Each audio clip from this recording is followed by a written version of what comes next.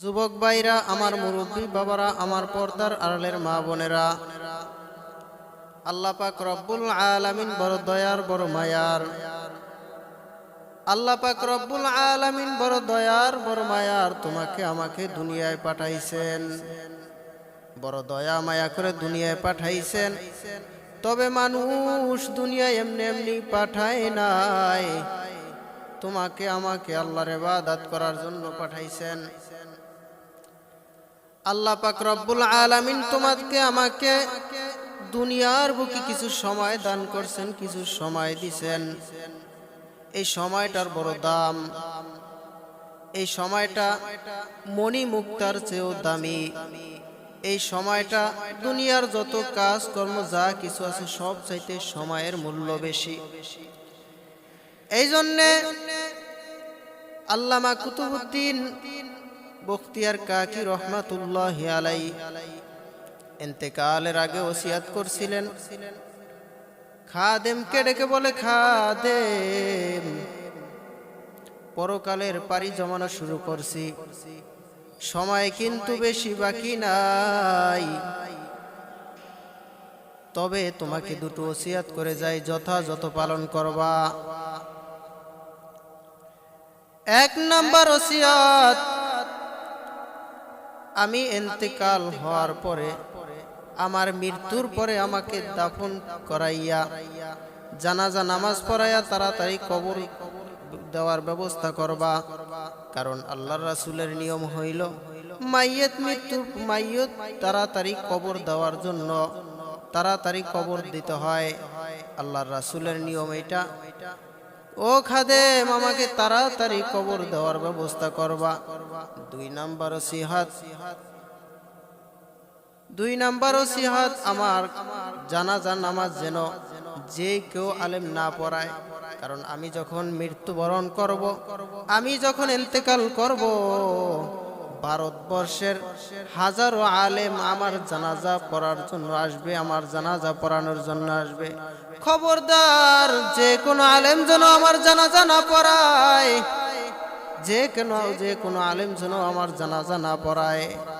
আমার জানাজা পড়াইব ওই ব্যক্তি যার ভিতরে 4টা গুণ থাকবে।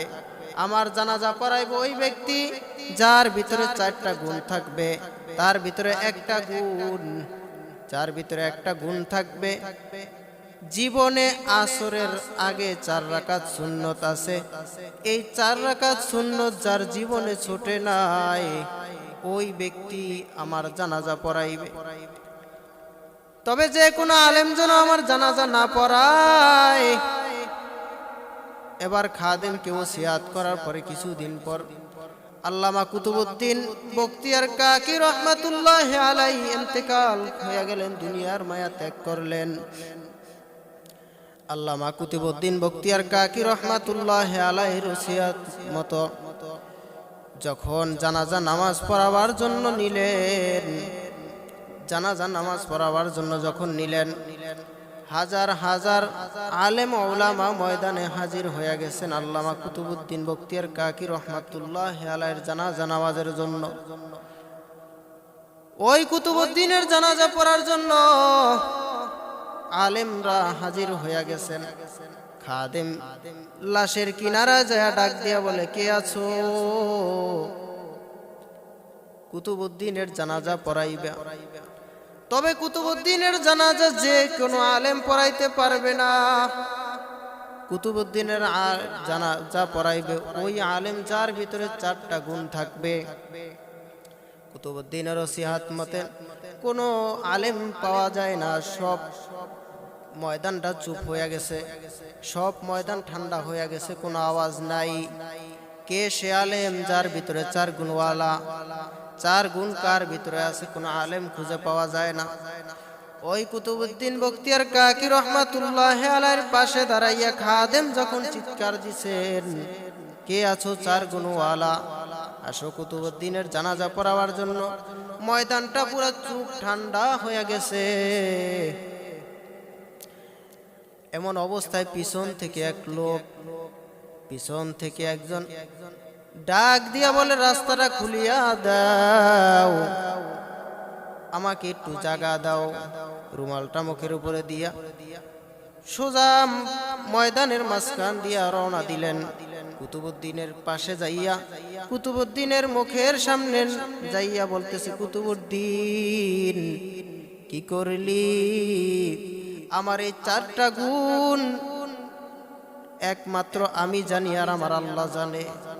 এই 4টা গুণ আর দুনিয়ার কোনো মানুষ জানে না। এই 4টা গুণ দুনিয়ার কোনো মানুষ জানে না। ও কুতুবউদ্দিন কি করলি? এমনকি আমার ছেলে মেয়েও জানে না, আমার পরিবারও জানে না। এই 4টা গুণ একমাত্র আমার আল্লাহ জানে আর আমি জানি। কুতুবউদ্দিন তুই কি করলি? আমার কেন এই সর্বনাশ করলি? ওই কুতুবউদ্দিনের জানাজা পড়ানোর পরে এবার সবাই জানাজা পড়াইছে।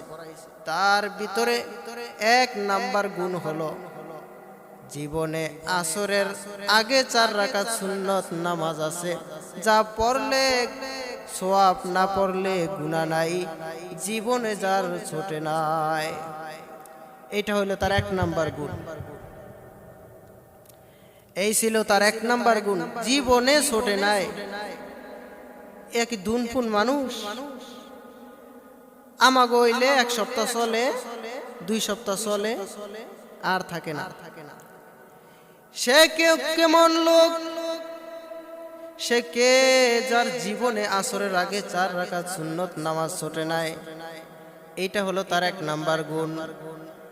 দ্বিতীয় নাম্বার গুণ হলো জীবনে তার কোনোদিন তাহাজ্জুদ নামাজ ছোটে নাই। এটা হলো তার 2 নাম্বার গুণ। তৃতীয় নাম্বার গুণ হলো জীবনে এই জবান দিয়া ঠোঁট দিয়া কোনোদিন মিথ্যা কথা বলে নাই। এটা হলো তার 3 নাম্বার গুণ। চতুর্থ নাম্বার গুণ জীবনে এই চোখ দিয়া কোনো বেগানার নারীর দিকে তাকান নাই। এরে গোলাম আল্লাহর, এ আমার যুবক ভাই, ও আমার মুরব্বী বাবারা, ও আমার পর্দার আড়ালের মা বোনেরা, আজকে তুমি দুনিয়ার মায়ার ভিতরে পড়িয়া গেলা। আজকে তুমি দুনিয়ার সম্পদের পিছনে পড়িয়া গেলা। আজকে তুমি জবান দ্বারা তোমার সম্পদের মায়ায়, তোমার ছেলে মেয়ের মায়ায়, তোমার পরিবারের মায়ায় তুমি জবান দেওয়া হরে হরে মিথ্যা কথা বলো। কিন্তু সে কেমন লোক ছিলেন যে জীবনে কোনোদিন মিথ্যা কথা বলে নাই? জীবনে কোনোদিন মিথ্যা কথা বলেন নাই। সেই ভারতের বাদশাহ ছিলেন, ভারতবর্ষের যার নাম হলো আলতামাস, যিনি কোনোদিন মিথ্যা কথা বলেন নাই, যিনি কোনোদিন এই চক্ষু দিয়া কোনো বেগানার দিকে তাকান নাই, যিনি কোনোদিন তাহাজ্জুদ নামাজ কাজা করেন নাই, যিনি কোনোদিন আসরের আগে 4 রাকাত সুন্নত নামাজ পড়েন নাই। সে কে? তার নাম হলো শামসুদ্দিন আলতামাস। এরে আল্লাহর গোলাম, সে ভারতবর্ষের বাদশাহ। একদিকে বাদশাহী করতেন, অন্যদিকে আসরের নামাজের আগে, আসরের ফরজ নামাজের আগে 4 রাকাত সুন্নত নামাজ জীবনে তার ছোটে নাই। একদিকে বাদশাহী করতেন, অন্যদিকে জবান দ্বারা কোনোদিন মিথ্যা কথা বলেন নাই। একদিকে বাদশাহী করতেন, অন্যদিকে সে কোনোদিন বেগানার দিকে নজর দেন নাই। একদিকে বাদশাহী করতেন, অন্যদিকে সে কোনোদিন রাতের তাহাজ্জুদ নামাজ কাজা করেন নাই। রে আল্লাহর গোলাম, আজকে তুমি আমি কিসের পিছনে পড়লাম? তোমার আমার একটু ক্ষমতার দাপটের কারণে আজকে তুমি আমি আল্লাহর সব হুকুমগুলা অমান্য করিয়া ফেলাই। আল্লাহর সবগুলা অমান্য করিয়া ফেলাই। আল্লাহর সব হুকুমগুলো অমান্য করতে আসি। আল্লাহ পাক রব্বুল আলামিন বড় দয়া করে, বড় মায়া করে মানুষ বানাইলো। বড় দয়া মায়া করে মানুষ আল্লাহ পাক রব্বুল আলামিন বানাইছেন। এরে আল্লাহর গোলাম, আল্লাহ পাক রব্বুল আলামিন তোমাকে আমাকে দুনিয়ায় পাঠাইছেন, শুধুই পাঠান নাই। আল্লাহ পাক রব্বুল আলামিন বলেন, ওরে গোলাম, ওরে বান্দা, আমি তোমাদেরকে দুনিয়ায় পাঠাইছি আমার ইবাদত করার জন্য। তবে দুনিয়াটা একটা পরীক্ষার হল। এই পরীক্ষার হলের ভিতরে তুমি ভালো করবা খারাপ করবা সব কিছুই হিসাব দেওয়া লাগবে আমার কাছে। কারণ তোমাদের দুই কাঁধের ভিতরে কিরামান কাতিবিনা ইয়ালামুনা মা তাফআলুন, তোমাদের দুই কাঁধের ভিতরে আমি তোমাদের দুই কাঁধের ভিতরে দুইটা মেমোরির মতো দুইটা ফেরেশতা ফিট করিয়া রাখছি। তুমি কোন জায়গায় বসিয়া কোন স্থানে বসিয়া কি করো, তুমি কোন জায়গায় বসিয়া তুমি কোন স্থানে বসিয়া তুমি কোন চার দোকানে বসিয়া আড্ডা দাও, তুমি কোন চার দোকানে বসিয়া আড্ডা দাও, সব কিছুর হিসাব কিন্তু দিতে হবে। তুমি দুনিয়াতে আসছো কি করতেছো, কি বাহাদুরি করতেছো, তোমার প্রত্যেকটা হিসাব কিরামান কাতিবিনা ইয়ালামুনা মা তাফআলুন আল্লাহর কাছে দেওয়া লাগবে। আল্লাহ পাক রব্বুল আলামিন বলেন, ওরে বান্দা আমি তোমাদেরকে দুনিয়ায় পাঠাইছি একমাত্র আমার ইবাদত করার জন্য, তবে আমার ইবাদত করবা, আমার গোলামি করবা, আমি আল্লাহ তোমাদেরকে উচ্চ মাকাম দান করিয়া দিব। এই জন্য আল্লাহর কাছে উচ্চ মাকাম পাওয়ার জন্য আল্লাহকে বেশি বেশি ডাকা, আল্লাহকে বেশি বেশি পরিমাণে ডাকা। আল্লাহ পাক রব্বুল আলামিন বড় দয়া করে বড় মায়া করে আল্লাহ পাক রব্বুল আলামিন তোমাকে আমাকে দুনিয়ায় পাঠাইছেন। ওরে গোলাম আল্লাহর, ও যুবক ভাই, ও মুরব্বী বাবার, ও আমার পর্দার আড়ালের মা বোনেরা, আল্লাহ পাক রব্বুল আলামিন তোমাকে আমাকে দয়া করে মায়া করে দুনিয়ায় পাঠাইছেন, বড় দয়া মায়া করে মানুষ পাঠাইছেন। এই জন্য আল্লাহকে পাওয়ার জন্য বড় ত্যাগ স্বীকার করা লাগে। এরে আল্লাহর গোলাম, আল্লাহকে পাওয়ার জন্য বড় কষ্ট করা লাগে, বড় মুজাহাদা করা লাগে, আল্লাহকে পাওয়ার জন্য অনেক কষ্ট পরিশ্রম করা লাগে। ইব্রাহিম বিন আদহাম রহমাতুল্লাহ আলাইহি বলকের বাদশা ছিলেন। ইব্রাহিম বিন আদহাম রহমাতুল্লাহ আলাইহি একদিন রাতের গভীর ঘুমায়। এত বড় বাদশা ছিলেন তিনি, যখন রাতের বেলা ঘুমান তার চতুর্পাশে, বাসার চতুর্পাশে police, RAB, army, police, BDR কত মানুষ তাকে পাহারা দেয়। হঠাৎ রাতের বেলা ঘুমায়, ঘুমের অবস্থায় ছাদের উপরে শুনে কে যেন আওয়াজ করতেছে। হঠাৎ করে ইব্রাহিম বিন আদহাম রহমাতুল্লাহ আলাইহি জিজ্ঞেস করতেছে, কে তুমি, এত রাত্রে ছাদে কি করো? বলে, আমি এক আগন্তুক ব্যক্তি, ছাদের উপরে আমার একটা ঘোড়া হারিয়ে গেছে, আমি ঘোড়াটা ছাদের উপরে খুঁজতেছি। ইব্রাহিম বিন আদহাম রহমাতুল্লাহ আলাইহি বলে, বোকা, ছাদের উপরে ঘোড়া নাকি? তোমার ঘোড়া কি ছাদের উপরে পাওয়া যাইবে নাকি? ঘোড়া যদি হারায়া থাকে তাহলে নিচে হারাইবে ঘোড়া কোথাও, তাইলে ছাদের উপরে ঘোড়া কিভাবে হারাইলো? আগন্তুক ব্যক্তি বলতেছে, ছাদের উপরে যদি ঘোড়া না পাই, আমি তো ছাদের উপরে ঘোড়া খুঁজতেছি। ও বাদশা, আপনি আমাকে বোকা বললেন। আমি তো বোকা না, আসলে বড় বোকা তো আপনি। লোকটার কথা শুনিয়া ইব্রাহিম বিন আদহাম রহমাতুল্লাহ আলাইহি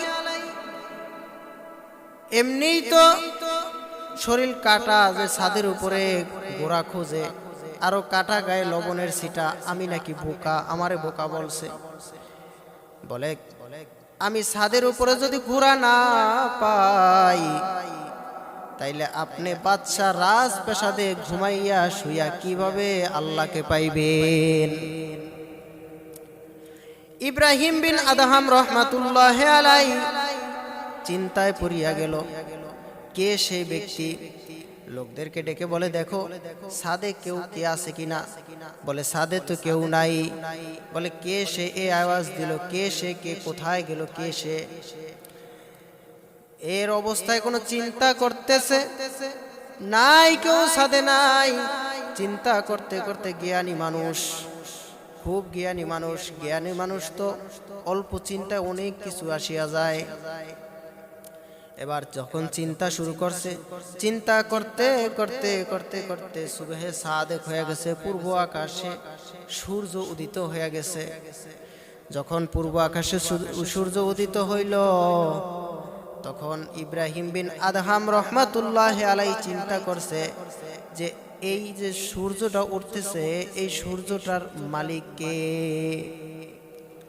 এই সূর্যটার মালিককে তাকে একটু আমার চিনা লাগে, তাকে একটু আমার দেখা লাগে। এই সূর্যের মালিক কে? কারণ বলকের বাদশা আমি, আমার আইনে আমার কথায় বলকের মানুষ ওঠে আর বসে, কিন্তু এই সূর্যটা কে বানাইলো তাকে আমি একটু দেখতে চাই। এরে আল্লাহর গোলাম, তুমি মালিককে চিনলা না, তুমি মালিকের পরিচয় পাও নাই।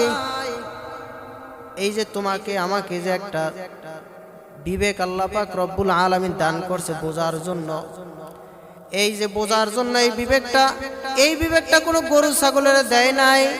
এই বিবেকটা একমাত্র আল্লাহ পাক রব্বুল আলামিন মানুষকেই দান করছে।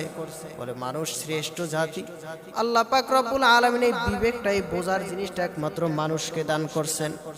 এরে আল্লাহর গোলাম, আজকে তুমি মালিক চিনলা না। তুমি দেখো কুকুরটা পর্যন্ত মালিক চিনছে, গরুটা পর্যন্ত মালিক চিনছে, কিন্তু তুমি মানুষ কিন্তু মালিক চিনলাম না। তুমি একটা জিনিস খুব ভালো করিয়া চিন্তা করো, একটা জিনিস তুমি খুব খেয়াল করিয়া চিন্তা করিয়া দেখো। তোমার একটা গরু তুমি বাজারে বিক্রি করবা, ওই গরুটারে তুমি দীর্ঘদিন প্রায় 2-3 বছর পর্যন্ত গরুটারে তুমি পালছো, লালন পালন করছো। ওই গরুটা যখন তুমি বাজারে বিক্রি করতে নিবা, দেখবা গরুটা তোমাকে ছাড়া, গরুটা বাজারে যাইতে চায় না। তুমি মাইরা দইরা তাকে বাজারে নিয়ে যাও, বাজারে নেওয়ার পরে গরুটার সব খাওয়া দাওয়া গুলো বন্ধ হয়ে যায়। কারণ তার মনে একটা চিন্তা যে আমি আজকে এই মালিক ছাড়ি, আমার মালিক ছাড়ি আমি কোন মালিকের হাতে হাত দেব, কোন মালিকের হাতে আমার রশি লাগানো হবে। এই চিন্তা ভাবনা করিয়া গরুটাকে নিয়ে যখন যায়, গরুটা যাওয়ার পরে গরুটা কিছুই খায় না, গরুটার মনটা বড় খারাপ, গরুটার চক্ষু দিয়া পানি পড়তে থাকে। দেখবা যখন গরুটা বিক্রি না হয়, তুমি গরুটার গলায় রশিটা পেঁচাইয়া লাগাইয়া দিবা, গরুটা সোজা তোমার বাড়ির দিকে চইলা যাবে। কারণ ওরে দুনিয়ার মানুষ গরুটা পর্যন্ত মালিক চিনলো, আর তুমি আমি মানুষ হইয়া মালিক চিনলাম না। দেখবা গরুটারে যখন গলায় রশি বাঁধিয়া দেয়, গরুটা সোজা বাড়ির দিকে চলিয়া যায়। ওরে মানুষ, এই গরুটা যখন বিক্রি করা হয়, যখন অন্য মালিকের হাতে তুলে দেওয়া হয়, এই গরুটা অন্য মালিকের বাড়িতে যাইতে চায় না।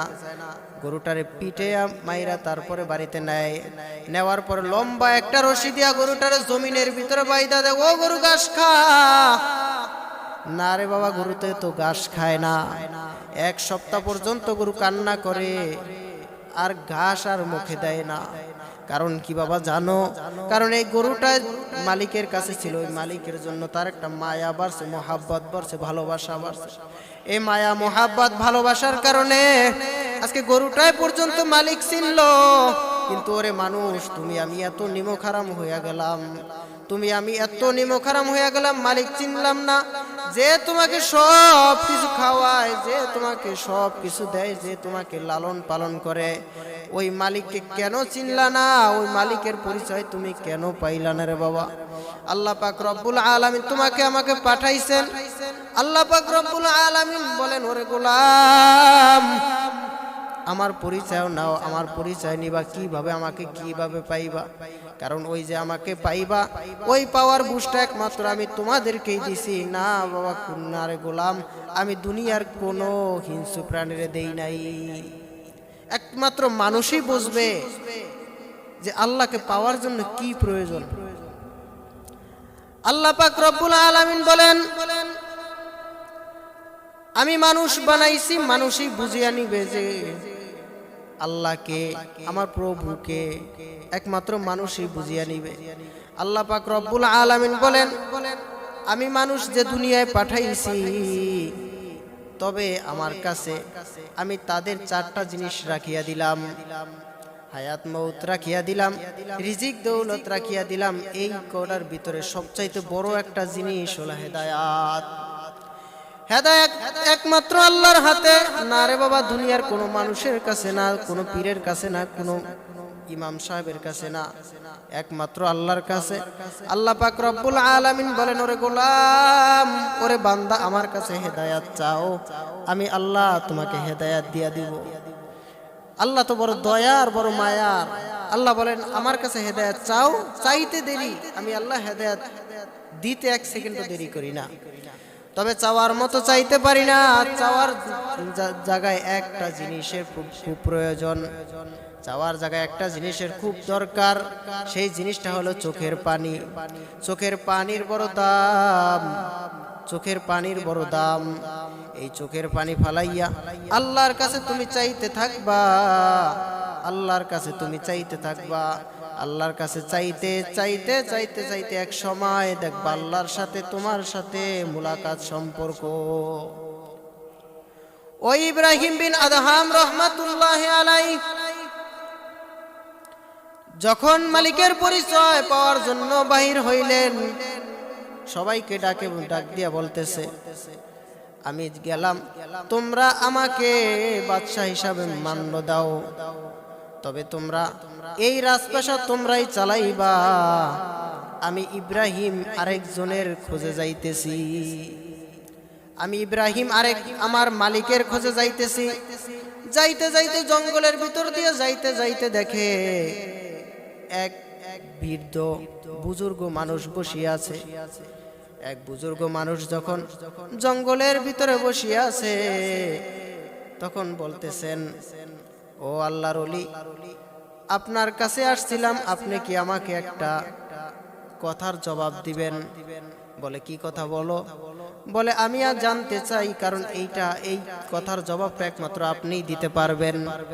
আমি জানতে চাই এই জমিনের মালিক কে? ওরে গোলাম আল্লাহর, আজকে আমি আল্লাহর কত নিয়ামত দেখি, একবারও তুমি চিন্তা করো নাই। আল্লাহ পাক রব্বুল আলামিন এই জন্যই বলেন, ইন্নাল ইনসানা লিরাব্বিহি লাকানুত, মানুষ বহুত বড় নিমকহারাম। সব নিয়ামত আমার আল্লাহর ভোগ করিয়া, সব নিয়ামত আমার আল্লাহর ভোগ করিয়া, সব নিয়ামত আমার আল্লাহর খাইয়া লইয়া আমার আল্লাহর হুকুম মানো না, আমার আল্লাহর পরিচয় পাও না, তোমার মতো নিমকহারাম আর দুনিয়ায় থাকতে পারে না। কারণ একটা কুকুরও মালিক চিনছে, একটা কুকুরও মালিক চিনে। তুমি একটা কুকুরকে ছোটবেলা থেকে পালবা, কুকুরটারে তুমি কিছুদিন খাওয়া দাওয়া দিবা, তাও তোমার ভালো খাবারের ভাগ দেওয়া লাগবে না। তুমি তাকে শুধু তুমি খাওয়া দাওয়ার পরে কাটা দিবা, তুমি কাটা দিবা, ওই কাটা খাইয়া দেখবা যতদিন পর্যন্ত তুমি তাকে খাওয়ান দিবা, 2-1 দিন খাওয়ান দিবা, 1 মাস খাওয়ান দিবা, 2 মাস খাওয়ান দিবা, দেখবা ওই কুকুরটা তোমার আজীবন তোমার গোলামি করিয়া যাইবে। কারণ বাবারে কুকুরটাও মালিক চিনছে, কিন্তু তুমি আমি মানুষ মালিক চিনলাম না। তোমার মতো আমার মতো নিমকহারাম আর দুনিয়ায় থাকতে পারে না।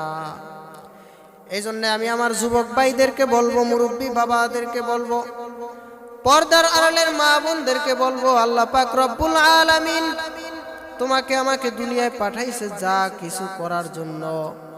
ওরে মানুষ, সব কিছু মানো, সব হুকুমগুলা মানিয়া চলো। আল্লাহ পাক রব্বুল আলামিন কত দয়ার, কত মায়ার, তুমি কি জানো না? তুমি কি জানো না কত দয়ার, কত মায়ার? তুমি আল্লাহকে যদি আল্লাহ বলি একবার ডাক দাও, আল্লাহ পাক রব্বুল আলামিন বলেন আমি তার ডাকে 10 বার সাড়া দেই। এই জন্য আমি আমার যুবক ভাইদেরকে বলবো, মুরব্বী বাবাদেরকে বলবো, বাবারে গুনার কাজ করিও না, নেকের কাজ ছাড়িও না। গুনার কাজ করিও না, নেকের কাজ ছাড়িও না। গুনাহ করতে করতে জীবনটাকে ধ্বংস করিও না। গুনাহ করতে করতে তুমি জীবনটাকে ধ্বংস করিও না। আজকে বাংলার জমিনে কত অন্যায়, কত অপরাধ, কত অত্যাচার, কত নির্যাতন। এর কারণ কি তুমি কি জানো? এর একমাত্র কারণ হয় ইয়া আইয়ুহাল্লাযীনা আমানু